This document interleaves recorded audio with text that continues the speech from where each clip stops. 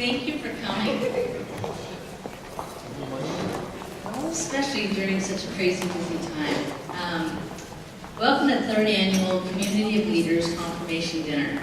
Again, this is just a really busy time of year, and I am thrilled about seeing all of you here. This is awesome. I know you're studying for finals. You're probably writing those last-minute papers on your iPhones right now. But again, the reason we've gathered here is to celebrate you and to celebrate and honor your new leadership positions that you're going to be taking next fall and for the next academic year. Again, whether you were appointed or elected or selected, we are thrilled and want to be intentional about welcoming you into this, what we call a community of leaders. For many of you, this might be your 3rd year that you're here. For some of you, this might be the very first leadership position that you've had, and you're a little bit nervous, a little bit scared, but we just want you to know you're not alone in this whole process. If you look around, you can see many staff and faculty, you see advisors, but most notably, you see your peers and your other fellow student leaders who are going through the same thing you are. And so tonight, we're hoping you can share some ideas. During the meal, we're going to be asking some questions and just networking, introducing each other, being creative, and again, just trying to figure out how we all actually are interdependent in this, what we call, again, a community of leaders. So we're very excited. This whole process actually is part of our mission, and it's that mission to become men and women for others. In this leadership process, this is a huge leadership lab, probably the biggest one on campus, because it's student-led. And everything you guys do, you're not only learning more about who you are as a person, but you're building community and you're going to go out and impact the world. And you're going to impact this campus, so we thank you. Our GE mission also recognizes that we're a humanistic and Jesuit and Catholic our institution. And so we're going to open tonight with a blessing and a prayer for our dinner and for everything on our speakers. And to deliver that blessing is Kevin Tomlin, who just got off the plane about 5 minutes ago. But Kevin is new to campus. He is wonderful. I've had an opportunity to work a little bit with him, and it's just a really great addition to campus. He is in he's a Jesuit in the Regency phase of his training, which means he's about halfway through a 10-year process to become a Jesuit priest. So, Kevin.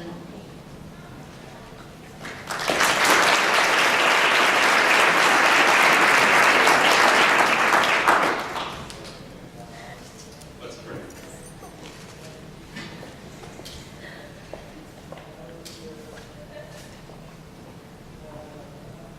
Loving God, you created us. You gave us these gifts of leadership, these gifts of our mentors, those who have trained us and formed us and brought us to this room. Jesus, you died for us and called us to complete that work upon the surface.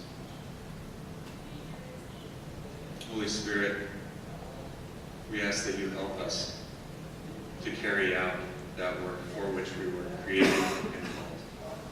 Thus, in your presence and name, Father, Son, and Holy Spirit, we gather as a community of leaders. We ask that you bless this food that we're about to receive. You bless our fellowship. Bless the hands that prepared this food. And especially remember all of those who go without tonight. And we ask this all through Christ our Lord.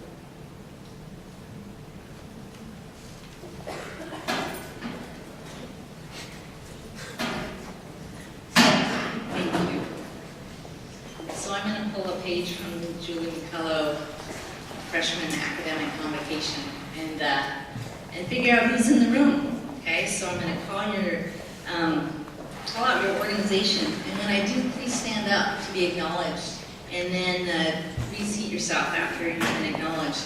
So also, if you could refrain from applause until at the very end, that'd be helpful. Okay, so if you are a leader who represents the needs of your peers as a GSBA member, please stand up. Awesome. Keep an eye on these people, okay? Thank you very much. If you are a leader dedicated to serving those on our campus and in our Spokane community through programs within the Center of Community Action and Service Learning, please stand up. Castle. Thank you. If you are a leader helping us to understand ourselves and our world within the Unity Multicultural Education Center and all its affiliated programs, please stand up. Awesome. Thank you. If you are a leader in university ministry helping your peers in their faith journey, please stand. Thank you.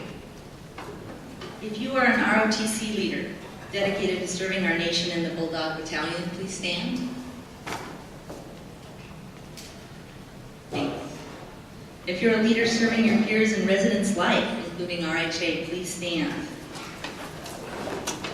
Woo. Nice. If you're working as a leader who represents Gonzaga as a member of the Orientation OCOR, Student Publications, Ambassadors, and Knight or Seton, please stand. Great, thank you. If you're a leader representing your team as a student athlete or supporting teams in the Kennel Club, please stand. Thank you.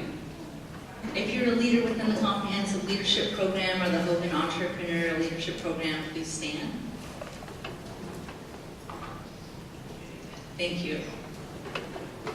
If you're a leader assisting your peers throughout the Student Wellness Resource Center, the Career Center, or Student Employment Office, please stand. Thank you. If you're a leader in one of the many student clubs and activities that serve our unique interests or provide recreational and social activities, please stand. That covers a lot. Thank you very much. And finally, if you are a faculty, staff, or student life professional dedicated to the intellectual, social, and spiritual formation of our students, would you please stand? Nice. Thank you very much. Let's take a minute to give a round of applause to everyone.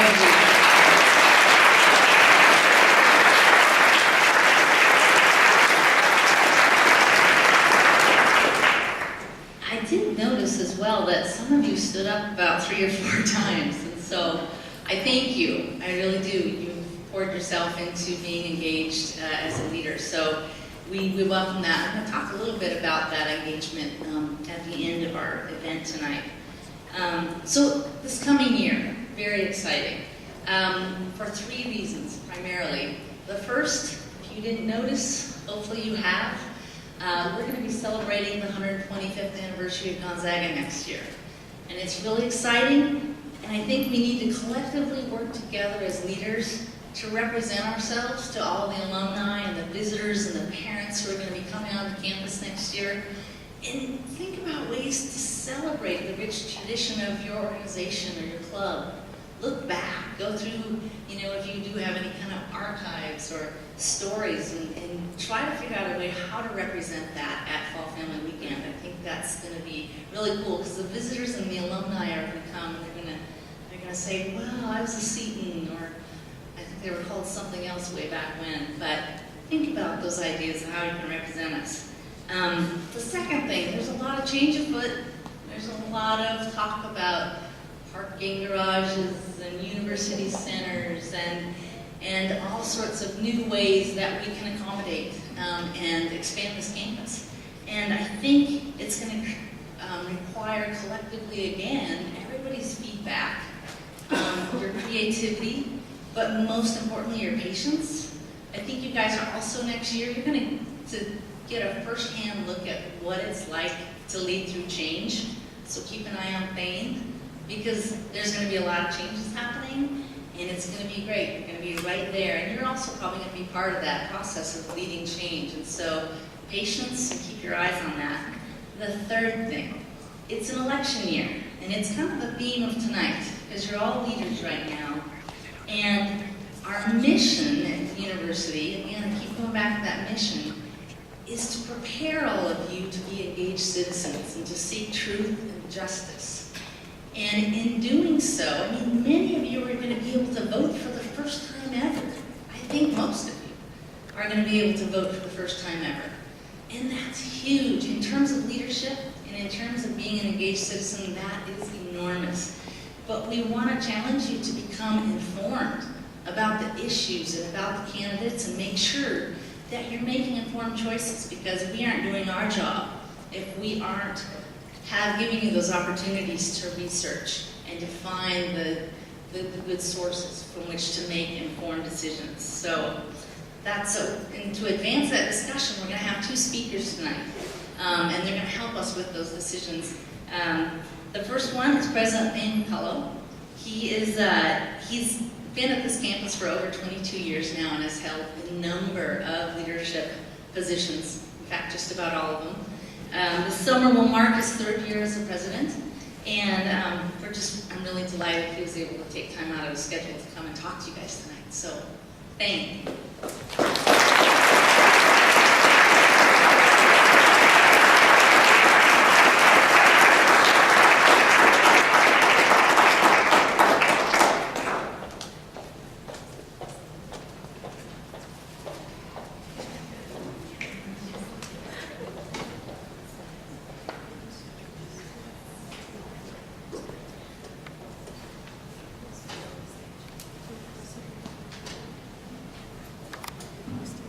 Good evening.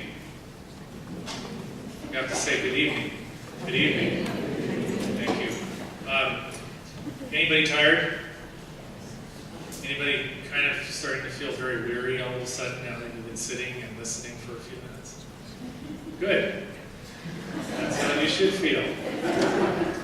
I've noticed every time we're coming to the end of an academic year that the academic year cycle is counter-cyclical to the cycle of the seasons. You notice that? Just as we're kind of wrapping things up, spring happens. And as we begin a new academic year, the summer is winding down, and we're very fortunate at Gonzaga, as all of you now know. Summer in Spokane actually lasts well into the academic year, so we get the best of all of the seasons, virtually all of the seasons. And for some of you, you're going to be here this summer. And if any of you have plans to be here this summer, but have never been in Spokane during the summer, we know how to define the term hot, particularly in July and August. So those of you on OCOR, some of you probably have already experienced this. We have all the seasons, and I can tell you some stories, mainly from my time in residence life, but I won't do that tonight because Katie Herzog has asked me to speak on a slightly different subject. I do want to take an opportunity this opportunity to recognize Katie Herzog, because Katie is, from my perspective, a tremendous resource to our university. Some of you have had the opportunity to work already with her, but I do want to take an opportunity to thank her and ask if you'll join with me in recognizing Katie Herzog for her.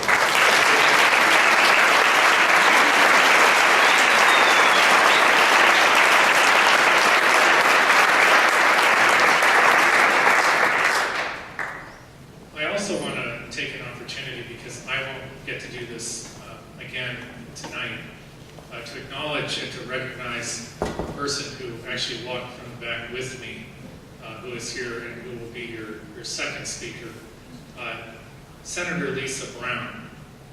Senator Brown will be introduced more formally, but I want to share with you, while she's here in our midst, what an important individual for the entire state of Washington Senator Brown truly is. She is the Senate Majority Leader for our state Senate, is a faculty member here at Gonzaga as well, and particularly, but not exclusively, through this very, very challenging economic phase in American history and state budget history, it has been in no small part due to her leadership and her skill at being able to bring people of various positions and partisanship together around a circular table and hammer out compromise when few people believed at the outset compromise was possible. So I want to take an opportunity, even though many of you have probably not yet had an opportunity to know or to hear from her, to thank Senator Brown and to acknowledge her leadership on behalf of our district and on behalf of our state. So Senator, thank you so much.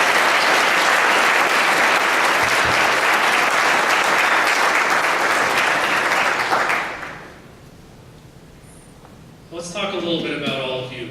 Let's talk for a moment about what tonight is about and what it can be about. It is my primary responsibility to congratulate you. Tonight I want to ask you to just be for a moment in a place where you can receive that gratitude, where you acknowledge that if you stood for election, there are other people in your midst who chose not to, and your decision represents courage, no matter how large or how small the organization that you represent or that you will play a leadership role it may be. I want to acknowledge that for those of you who have been appointed or who were nominated or come into the process of leadership and involvement through a process whereby other people made decisions about who you were and what potential would exist for the organization if you were given the opportunity to provide leadership to it, that we need to acknowledge you as well, because that's a testament to the kind of faith and belief that other people have in you and what you're capable of. Trust and faith and courage are all key components of leadership. They are, in fact, differentiators in many frames of reference between those who manage and those who lead. Because to lead, you have to be in relationship with other people who have made the decision that they are going to trust you. To manage, you don't necessarily have to have that trust. So I want to take an opportunity, again, first to congratulate you. I also want to recognize that you've made choices all the way through your life that have led you to this particular moment. Many of you probably have a lot of different thoughts that are moving through your mind at this particular moment.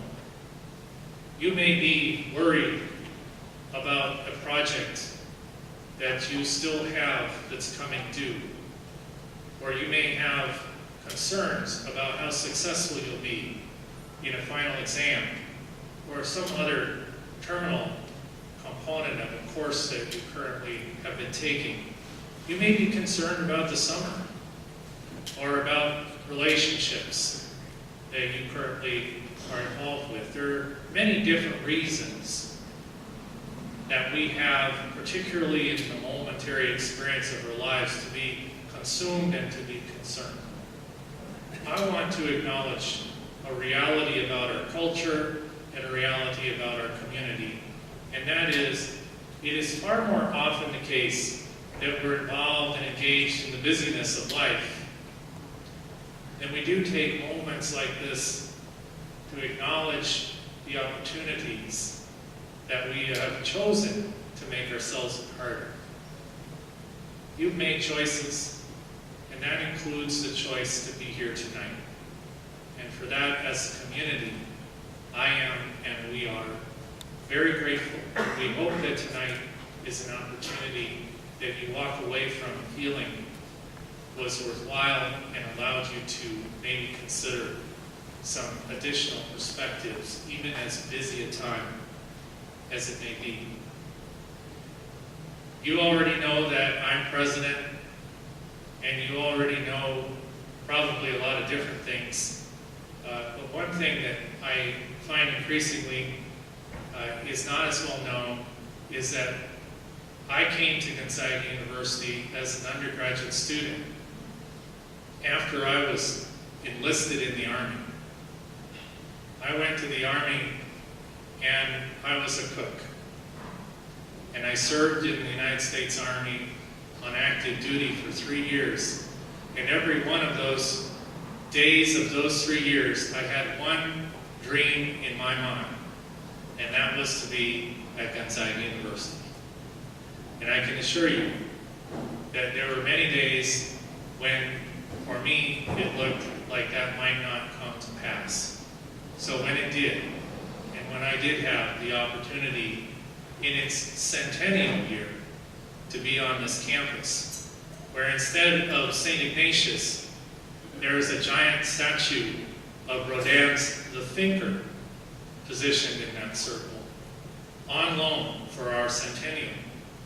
I could not have been more excited.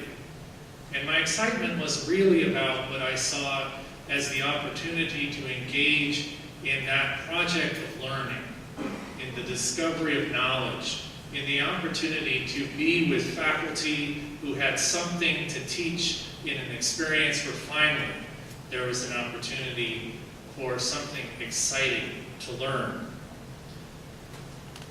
What I did not realize, and what was for me an unlooked for component of this university, was the importance of students and the opportunity for student involvement in not just the life of the university, but what I actually refer to as its constitution.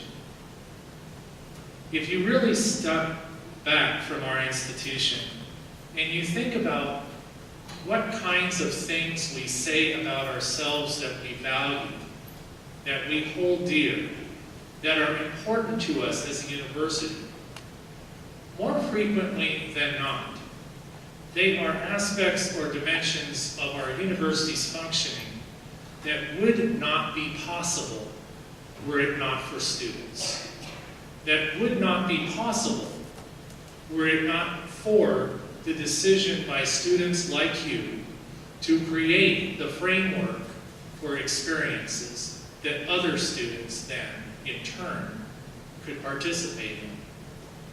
We celebrate clubs and organizations, opportunities to bear witness to the prowess of our athletes, to be involved in student government, to be involved in university governance. All of the things that really make this institution not necessarily unique, but certainly distinctive, are ones that now become yours, your responsibility. And that's why I think we're really here tonight. Because in addition to congratulating, in addition to reflecting on the constitutional nature of our institution, I am here to share with you that I think what stands before us as a community tonight and for the coming year is the challenge, a unique one that is unprecedented in its expression, but critical to the constitutional nature of our university. That is your project.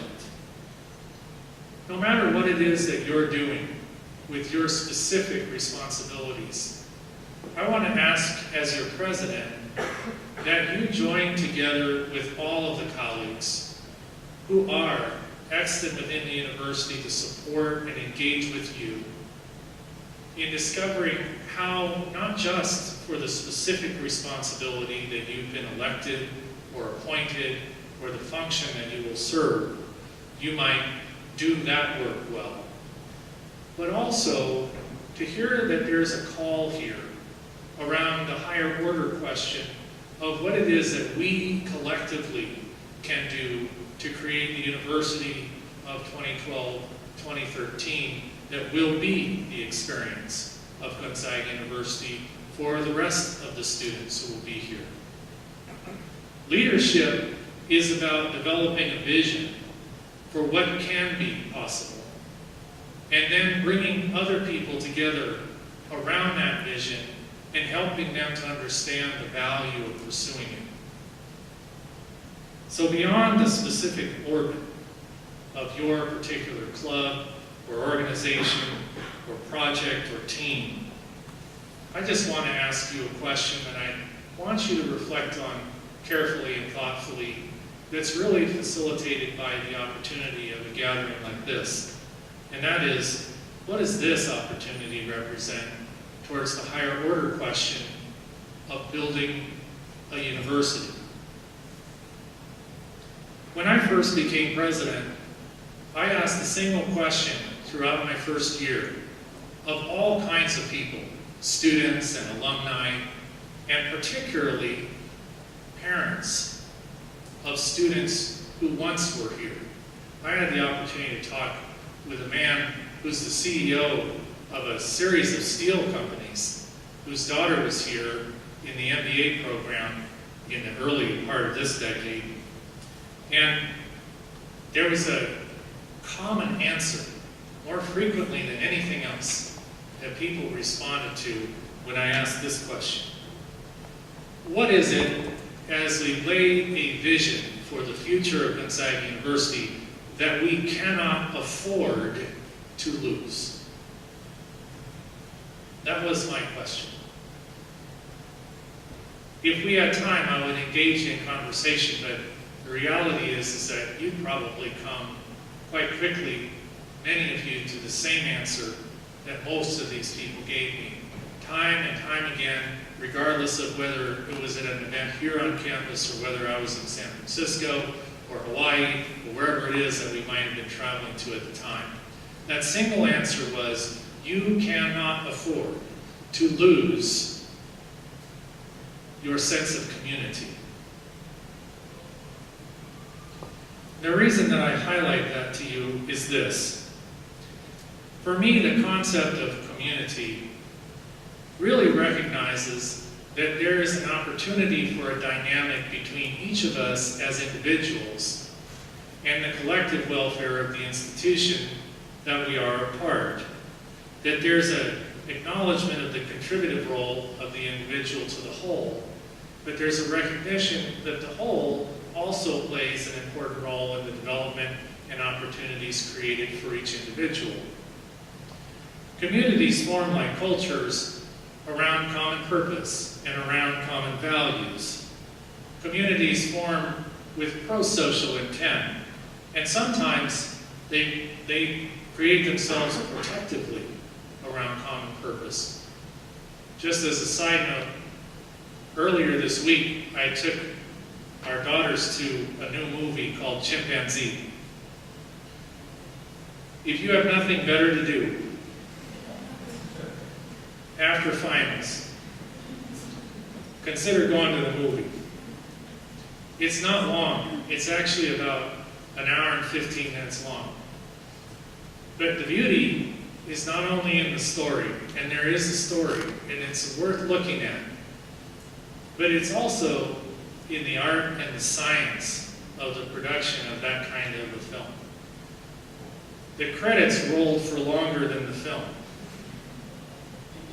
To create the photographic images and the opportunities to bring those together around a story, you can appreciate only after you've moved through a piece like that.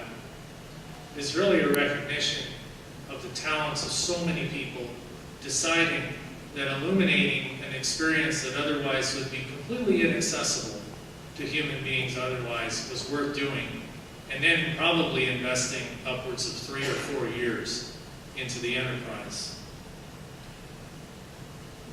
The truest value in the observation that what we cannot fail to lose as a university is that sense of community is found in this particular truth. There is no way that an individual can move out into the world knowing how to create community unless they have once been a part of one, and in particular, of building one.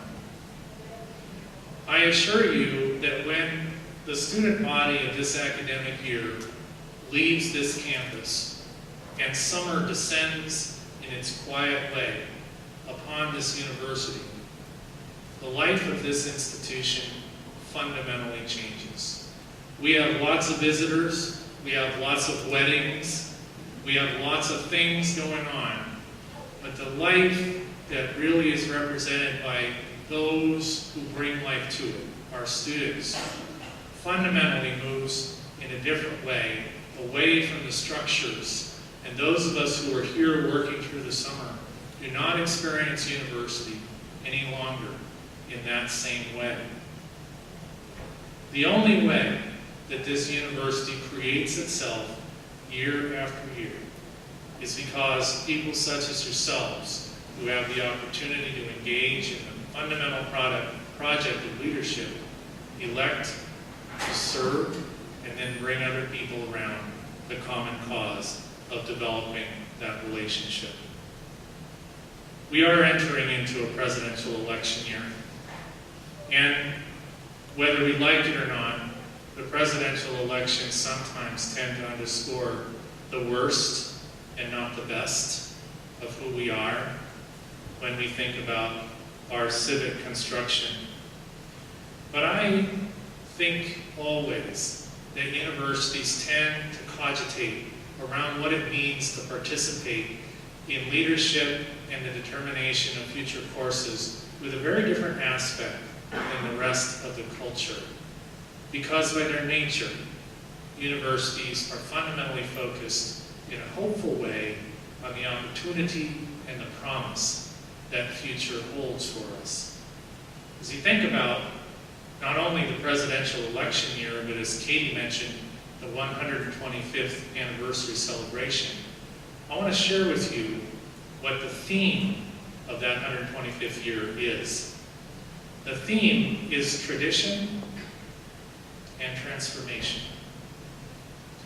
The concept is that at the same time we both look backwards and we honor where we've been and all of the stories that have been part of the construction of that endeavor that has brought us to the moment we have in front of us, but also to challenge ourselves with the question of where are we going? What are we doing? What is it that we hope for this institution as we think through the next 5 or 10 or 20 or 30 or 50 years? 10, 20, 50 years, maybe well outside the orbit of horizon as you and I together tonight think about this. But I want to assure you, what you do tonight, tomorrow, and this summer in some cases, and certainly next year, plays a significant part in the story of what this institution will be next year and what it will become in the years thereafter. And I want to share with you that, again, what is most special to me about this university is that this is a place where students not only matter as individuals, but we depend upon student leaders to construct the university that we all want, that we desire, that we hope for. And you are now in the role of playing a significant part in the development of this place moving forward. So I want to take this opportunity tonight, more than anything else, to thank you. Because by taking this responsibility, we understand that there will be challenges. And I want to recognize in that reality that there are people here tonight and actually throughout this university campus who are here and want nothing more than the opportunity to engage with you and to support you as you assume the leadership role that you now are taking on. These individuals want to support you, they want you to be successful, and they appreciate the fact that without you, this place cannot move in the way that it has the potential to. I also want to just mention one other small little sort of small print reality about the responsibility we assume. Whenever a leader occupies a position, whether you like it or not, and this is a lesson I've learned myself, people will project upon you expectations that they have for you, which may not be ones that you were ever conscious of, but they're there nonetheless. You are assuming a very special role within the university environment, and I want to call it out and I want to acknowledge it. Because at the very least, for the students who will join us next fall, you will become teachers.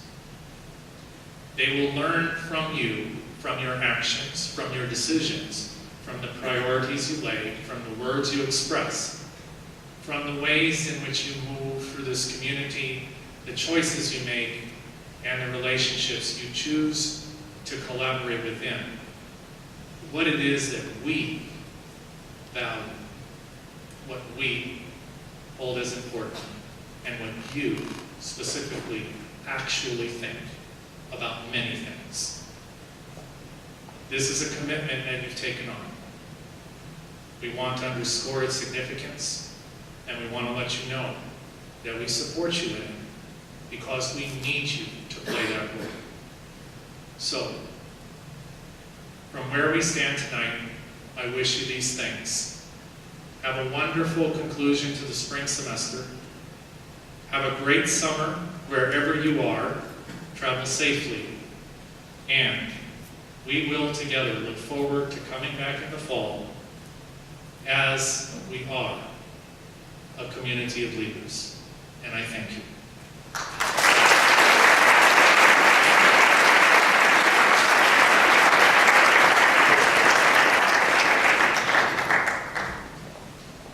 Thank you, Thane. So it's now my pleasure to introduce our next speaker, State Senate Majority Leader Lisa Brown, as Thane mentioned earlier. A little bit of background about Lisa. She studied economics at the University of Illinois and at the University of Colorado, where she received a PhD. She moved to Spokane in the 1980s and worked as an associate professor of economics at Eastern Washington University. And there she became involved in public policy advocacy for working families. She decided to run for a seat in the State House of Representatives in 1992, and her election helped Washington State lead the country in the percentage of public offices held by women. After serving 2 terms in the House, Lisa was elected to the Senate in 1996, where she was quickly appointed to serve as chair of the Ways and Means Committee in her first term. In 2002, she was elected minority leader, and in 2005, she became the first Democratic woman in state history to hold the position of Senate Majority Leader. As Thane mentioned, she's also a professor here in the Masters of Organizational Leadership program. I'd like to please welcome Senator Lisa Brown.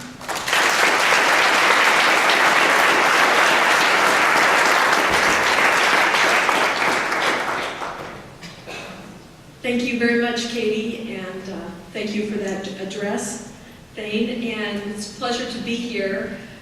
First of all, I'd just like to share with you I'm happy to be here for 3 reasons. One, I am a faculty member here. I often teach classes online, and I'm in Olympia during the legislative session, so it's not a regular thing for me to interact with students, so I'm happy to be here and be able to do this evening.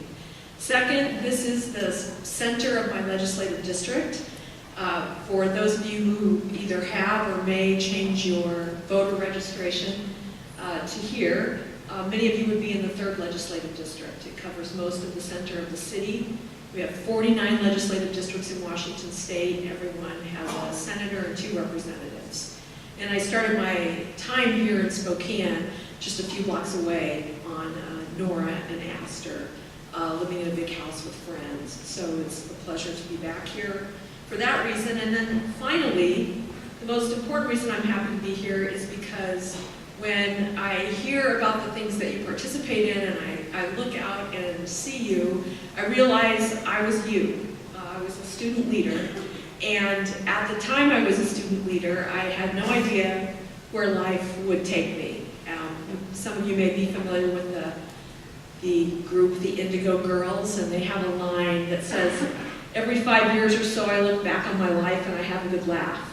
And it's certainly the case that when I was you at the University of Illinois, I had no idea the kinds of journey that I would be on in my life, that I would end up in, well, that I would end up with a PhD in economics, that I would end up as the majority leader in a state that I'd never even visited at that point in time. So when I look at you, I see the same thing happening. I see that you will go all these fascinating places and do very challenging and interesting things, and that some of you will end up in very prominent leadership roles in this country and maybe on the planet. So it's a pleasure to share a few thoughts with you. I thought I would approach the topic that Katie asked me to speak about, the topic of citizenship, from what I know best, which is essentially, I believe there are these different doors into good citizenship, and I assume that many of you are already walking through them or may walk through them soon. And so I thought I would spend just a brief amount of time on each of them, because I have had the opportunity to have my life as a citizen also be informed by these three different activities. And essentially they are service, activism, and then now finally politics. So I'll talk a little bit about each of them. It's an interesting time to be here.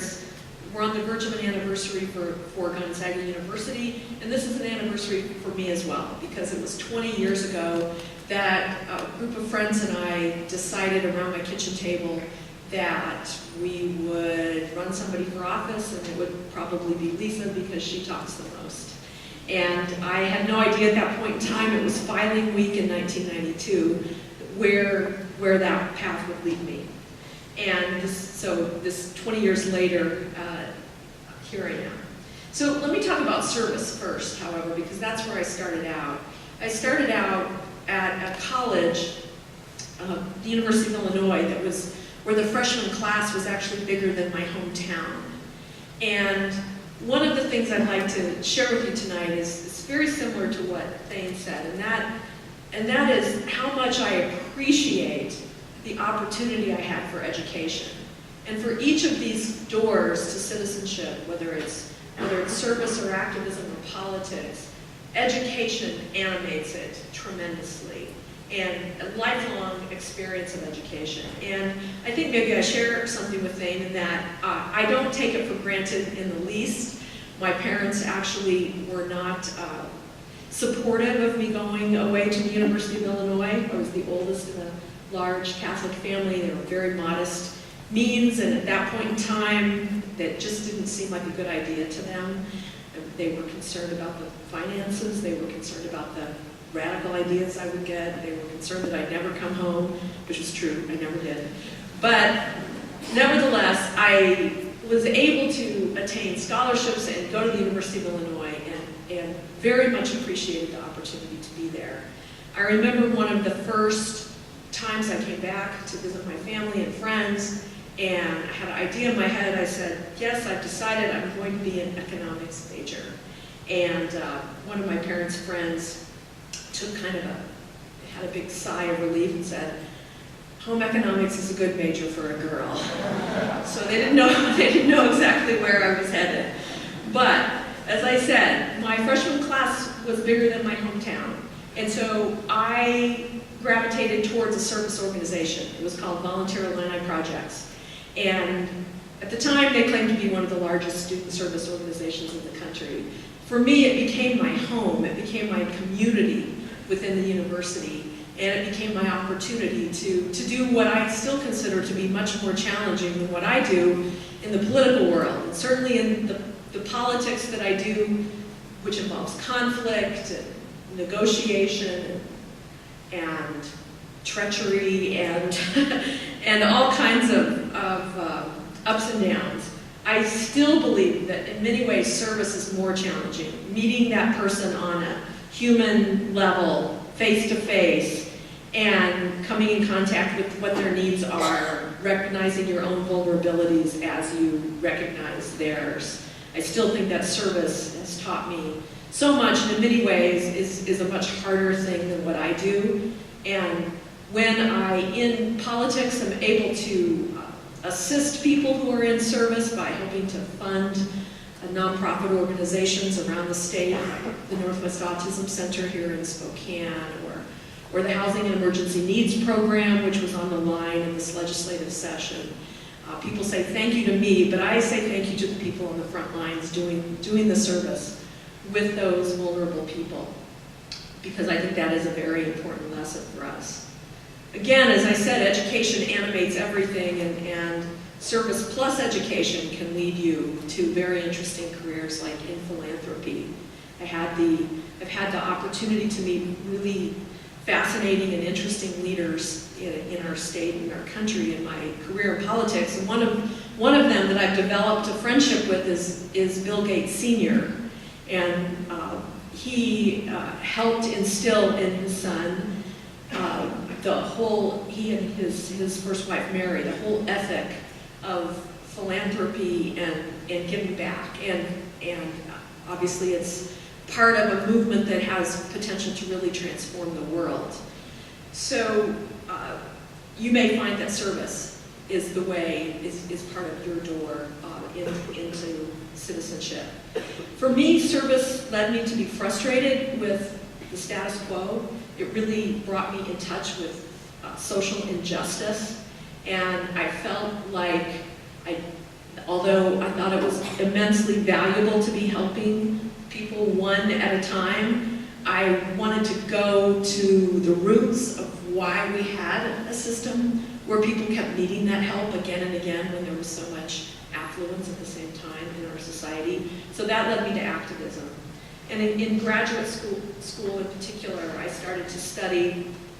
I joined a study group. I was at the University of Colorado then, and started to study what was happening with U.S. policy in Central America. I was very inspired by Archbishop Romero and the Jesuits and the nuns and their service there in Central America, and that led me to want to be an activist and to change U.S. policy.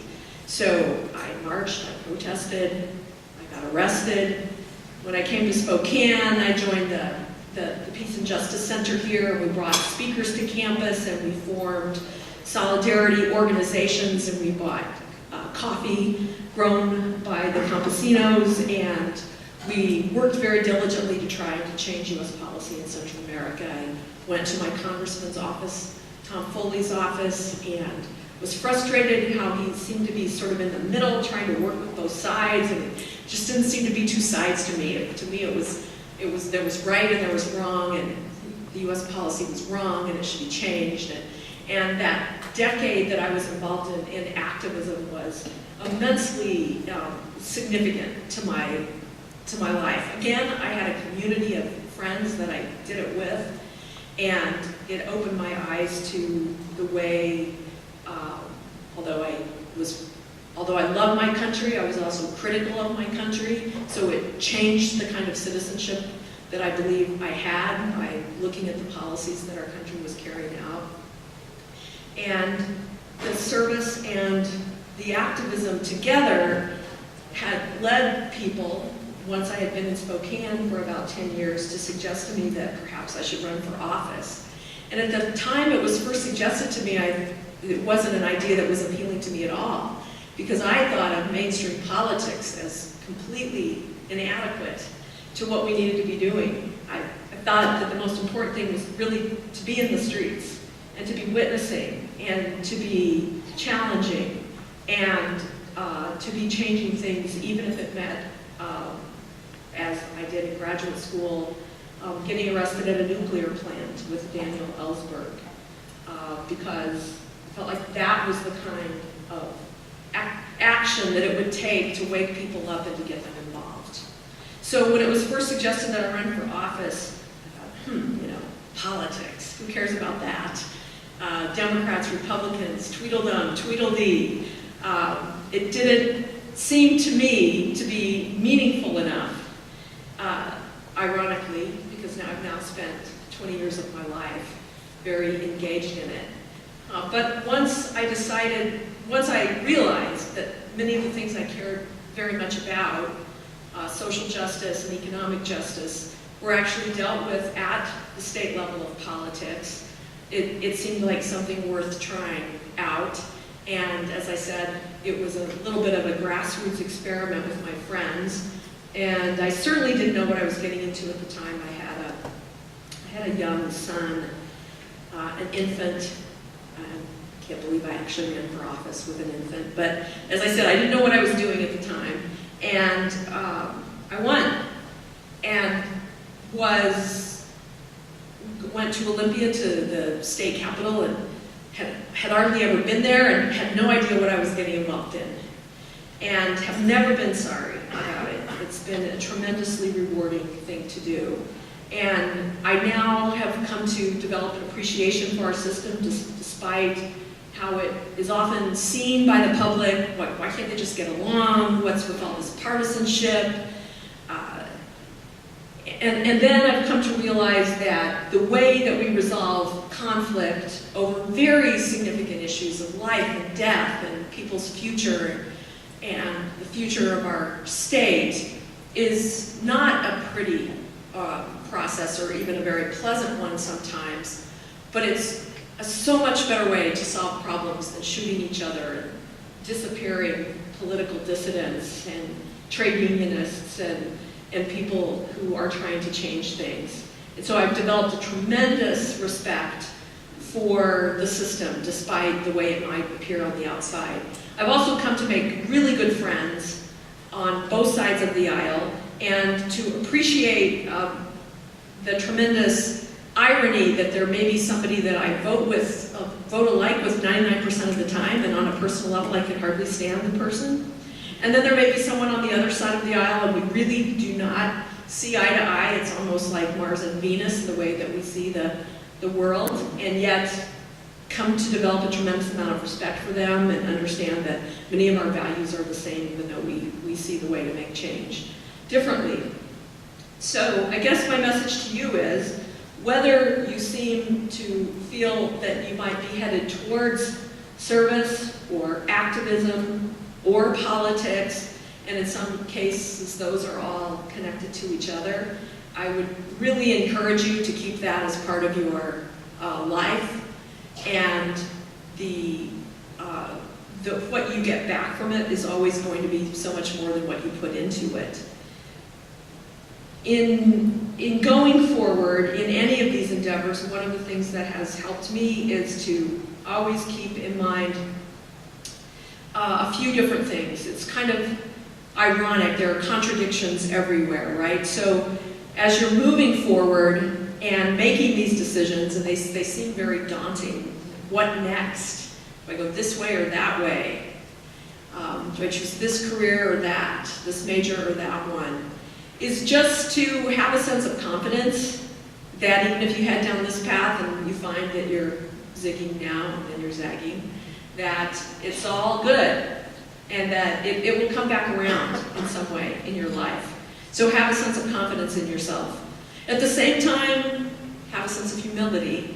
Don't take it all too seriously, because one of the things that you find is that one of the things that's very easy to see in politics is that the crest of every victory is the seeds of defeat. And similarly, when you're in your darkest moments, you're often right on the verge of a great breakthrough. This legislative session was really tough. We had a special session. 3 of my more conservative members joined with Republicans and took over the floor of the Senate and forced through a budget that I felt was not the right budget for Washington State, and things looked pretty grim for a while. We had to go into a special session to resolve them. And one of the ironies there is that the majority of the House and the Senate, especially in the Senate, is usually up in the air. It's just a couple votes here or there, a couple seats one way or the other that will determine who's in the majority. I came in the minority. As a minority leader, we won 2 seats. In the next election, I became the majority leader. But it's cyclical, kind of, since I'm in economics, a little bit like the business cycle. It goes up and down. The winds blow to the left and they blow to the right. The center itself shifts.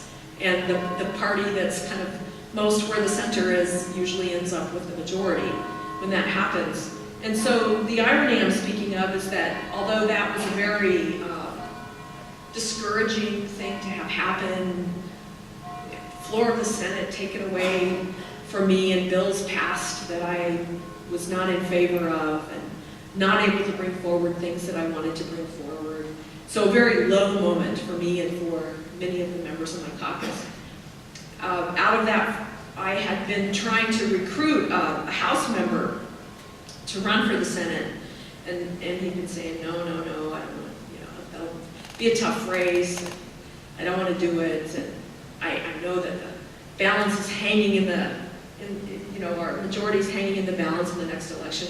And after this takeover, he came to me and he said, I'm going to do it. Every vote matters. Every vote makes a difference. I saw what happened. I saw how you need me. And so the irony is, if we do end up, if he is going to run for that seat, he may very well win, and if he does, and we do end up in the majority, from the seeds of the defeat, we're coming the next victory. And that is a very important thing, not just in our professional lives or in our political lives, but in our personal lives as well.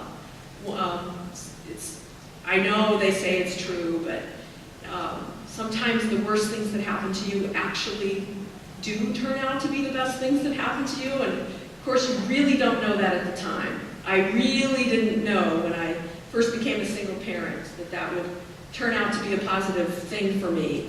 I thought that, the dream was not coming true the way it was supposed to. And yet it turned out to be a very, an experience that really helped me to see my real talents and abilities, and was able to very much transformed me in some ways, and probably would not have run for office if I hadn't had that experience. So that's really my very simple message to you, that whatever doors you're walking through, really appreciate the opportunity to inform them with education that will always take you far. And one of the things about your degrees is that nobody can ever take them away from you once you've got them. So go ahead and get some. And as I said before, really try to keep yourself open to the paradoxes. I came into Spokane partly because some friends of mine were activists here, and they said, we have this great thing in Washington State, it's called the initiative process. And the people get to vote on things and, make the laws, and we can avoid the politicians. And I thought, that sounds great. And worked with my friends, got a job here, and then 20 years later, it's like the initiative process is the bane of my existence, And I actually took an initiative to the Supreme Court because I thought it was unconstitutional. And so be open to the irony and paradoxes of where your life will lead you, and to the beliefs that you have today that maybe 5 years from now seem a little strange. And take it all with humor. So I'll just close by saying I know some people here are going to run for office someday, and that's very exciting to me. And some of you, when somebody you know should run for office, one of the things you should do is say you should run for office. Especially for women, because on average women have to be asked 3 times before they really start to take it seriously. So if you should run for office, take it seriously when somebody says that to you. And if there's somebody else you think should do it, go ahead and tell them that. And even if they say, nah, not me, you might be one of the 3 that leads them in that direction. So that's the most important thing. And then second, as I said, humor, music, all of that. It's really important to be able to go back to your well and to keep yourself centered and confident in who you really are. So I'll just close with what Stephen Colbert said to a graduating class. This is graduates, but I'll turn it into leaders. Student leaders, you have the power to change the world. Please don't. But I guess, we're saying please do. Thank you very much.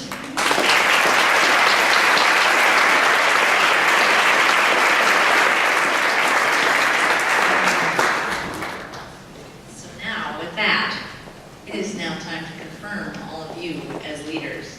I welcome our Vice President for Student Life, Sue Weitz, who will help you enter into this process. Sue.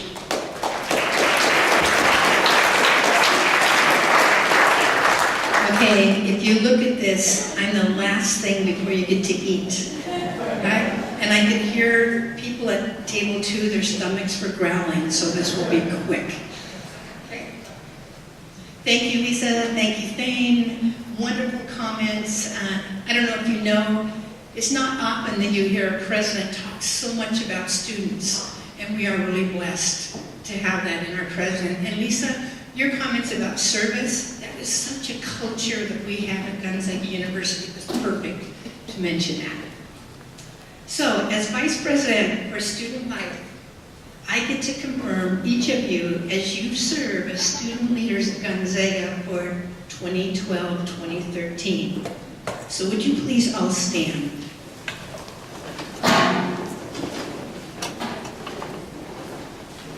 And I'm going to read a statement, and then in the real Catholic tradition, the response is, I commit. Okay?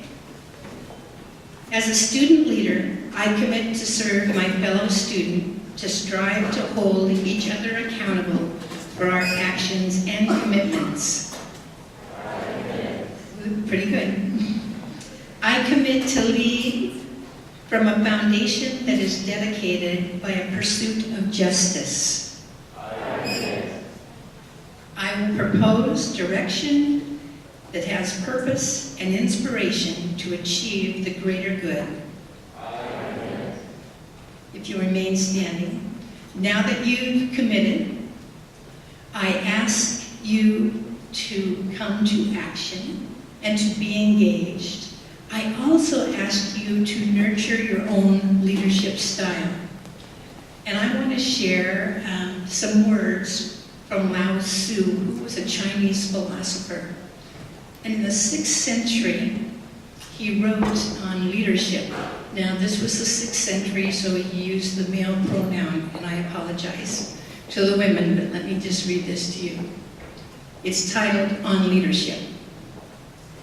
A leader is best when people barely know that he exists.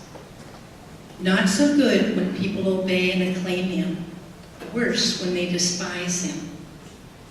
Fail to honor people, they will fail to honor you.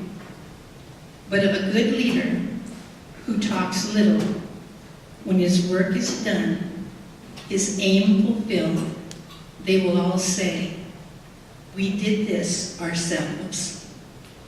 So if I can get some real passion around this next statement, we can eat. Okay, ready? I want you to say, I commit to serve Gonzaga University on 3. Ready? 1, 2, 3. I commit to serve Gonzaga University. Thank you. You may be seated, and I think Katie's going to give us directions on eating.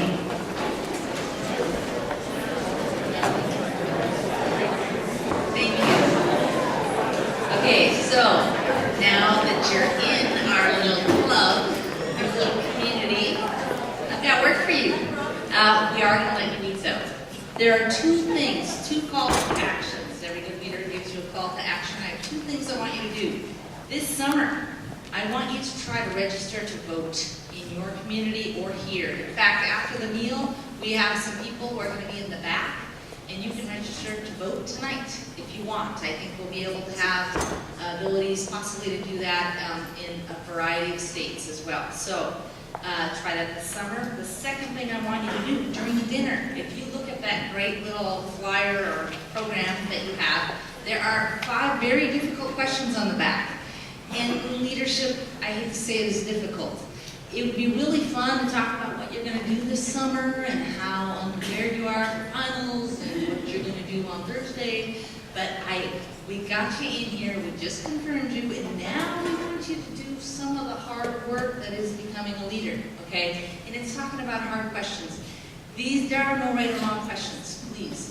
But this is to generate discussion, ideas, and what Thane said is how can we then move together to the next level, to the level where we're all working together for this university. They have been so supportive and understanding and watching me bounce around and try to figure out how to put my arms around this idea of bringing you all together. And they've been very patient, and I have to thank all 3 of them. So thank you.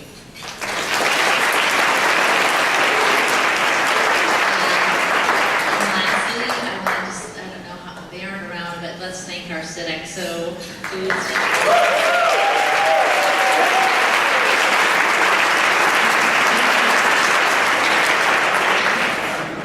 And I just have my last little call to action beyond the asking you to try to get registered to vote and turn your leadership into this voice that we're hoping to use as a citizen. But also, the next one is next year, I'm going to challenge every single person in this room to find one student who is not engaged at the moment, meaning not engaged in this university in one way, shape, or another. If you have a roommate that's playing video games all day or is watching the Kardashians and has never been to a club fair or been engaged in any way, try to encourage them to go to your meeting, to go to a club, to step in, to start giving back. Because that's why we're here, and that's the great part about Gonzaga and why we're small and we have that ability and we're student-led. So I want everyone to grab one person and bring them into the fold if you can, because I see a lot of people in here. We're about 200 people doing about 98% of the leadership on this campus, and we need to broaden that pool, okay? And so I'm going to challenge you to do it. And even if it means some shy freshmen or shy sophomores who just need to be asked 3 times, ask them 3 times to get involved and take a little bit of the load off some of you, okay? So you can dive a mile deep in your leadership instead of a mile wide. So that's all I have to say. Your meals are done. If you want to keep talking, please use the time. But I just want to thank you all and enjoy your evening and good luck on finals.